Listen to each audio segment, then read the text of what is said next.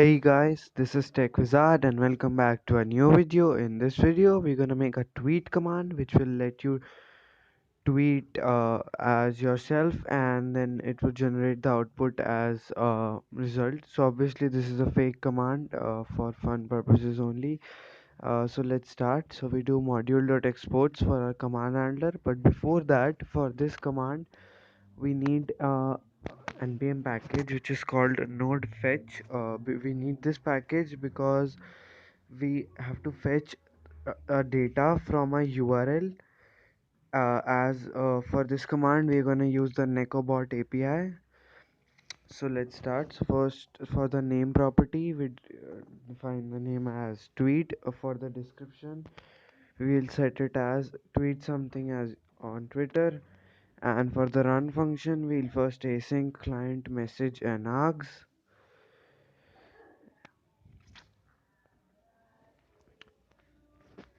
Okay, so first we'll do this fetch function. Before that, if you don't have node fetch installed, all you have to do is npm I node fetch in your terminal, and it will install that for you. And once it's installed, you can start coding. And so then you'll need to fetch some url. So for this command, we're gonna use the necobot api, and the image endpoint would be tweet. So this tweet api endpoint has three parameters, out of which only two are required. So the first parameter is, so this is basically the tweet API endpoint, the URL which I just copied, and you can just paste it in your fetch function. And then after that, you will need to provide the username parameter, a value which would be dollar sign, then curly brackets, and which would then this is basically the username of the Twitter account for which the image will be generated. So the username would be message.author.username, and the second parameter was text. So the text would be all the words or letters or characters specified by the author. So we'll simply write it as args.join. And then once the data is fetched, we'll convert it into JSON form, because Discord supports JSON and we can further provide the results to the user easily. So we'll use JSON and and then after that dot then, and we'll convert that JSON value to a new we'll assign that JSON value to a new variable called result. And once it's converted to result, it has been assigned to result.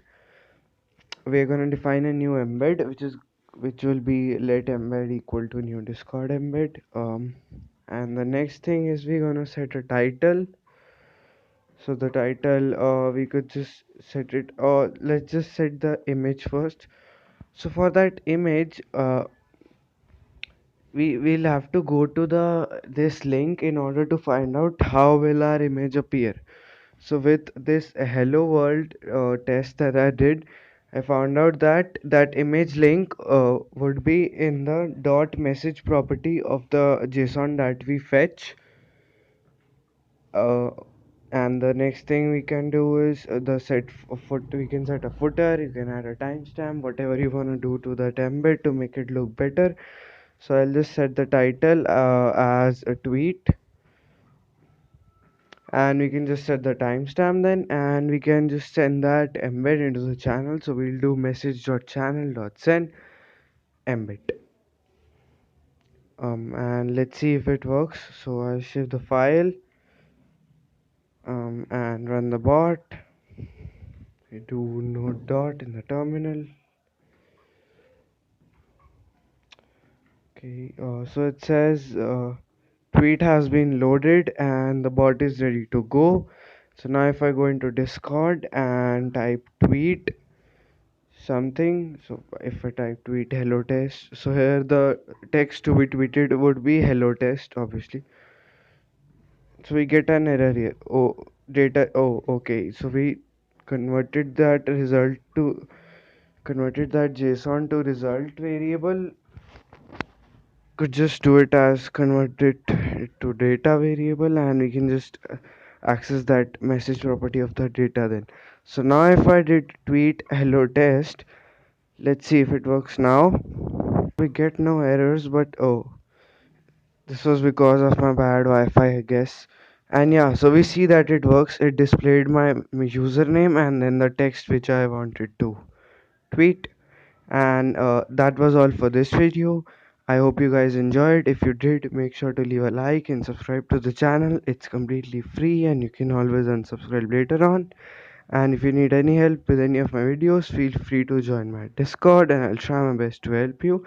And thanks for watching.